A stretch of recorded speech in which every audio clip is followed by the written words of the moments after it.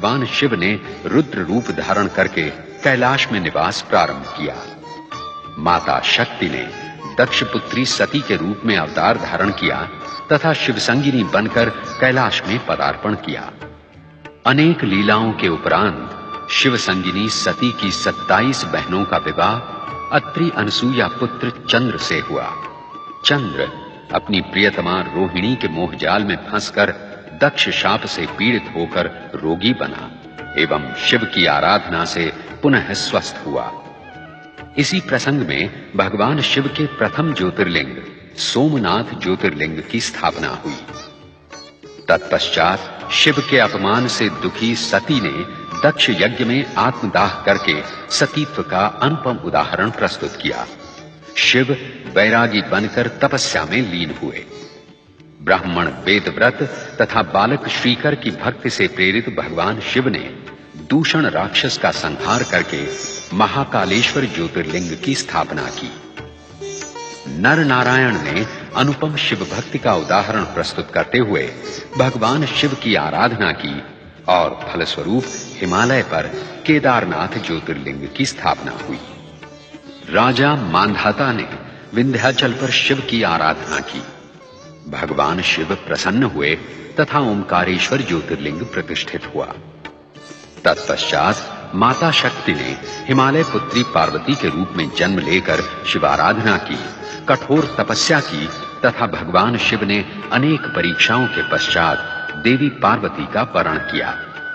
इसी बीच असुर कुल में महाशक्तिशाली तारकासुर उत्पन्न हुआ, जिसे ब्रह्मा द्वारा शिवपुत्र के हाथों मरण का वरदान प्राप्त था। अनेक प्रार्थनाओं एवं प्रतीक्षाओं के पश्चात शिवपुत्र कार्तिकेय विचित्र परिस्थितियों एवं परिवेश में उत्पन्न हुए। 6 कृत्तिकाओं तथा देवी गंगा द्वारा उनका लालन पालन हुआ। समय आने पर शिवपुत्र कार्तिकेय के हाथों दुष्ट तारकासुर का संहार हुआ। तत्पश्चात माता पार्वती की पुत्र कामना गणेश के रूप में फलीभूत हुई।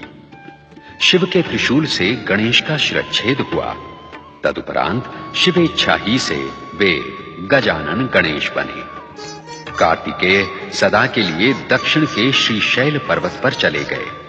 उन्हें पुनः कैलाश लाने के लिए शिव पार्वती को भील भीलनी अर्जुन एवं मल्लिका का रूप धारण करना पड़ा और इसी प्रसंग में मल्लिका अर्जुन ज्योतिर्लिंग की स्थापना हुई।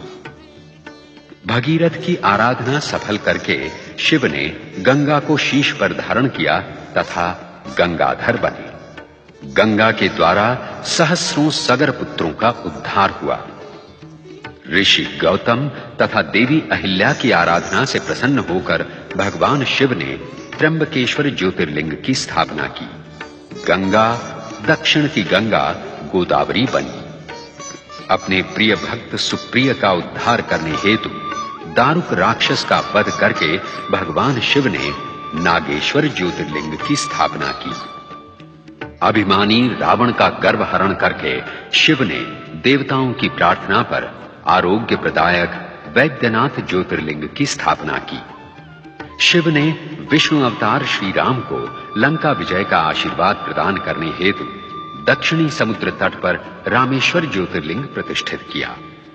कुंभकर्ण कर्कटी पुत्र भीमासुर से अपने भक्त सुदक्षिण की रक्षा करके शिव ने अपनी क्रोधाग्नि से उसे भस्मीभूत किया और इस प्रकार भीमाशंकर ज्योतिर्लिंग की स्थापना हुई। और फिर अपनी आराधिका घुष्मा के दुख का अंत करके शिव ने उसके मृत पुत्र को पुनर्जीवित किया और घुष्मा की प्रार्थना पर घुष्मेश्वर ज्योतिर्लिंग प्रतिष्ठित हुआ।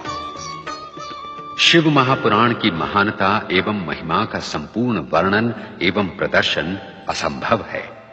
हमने तो अपनी शिव भक्ति को ही इस धारावाहिक के माध्यम से शिव चरणों में समर्पित किया है।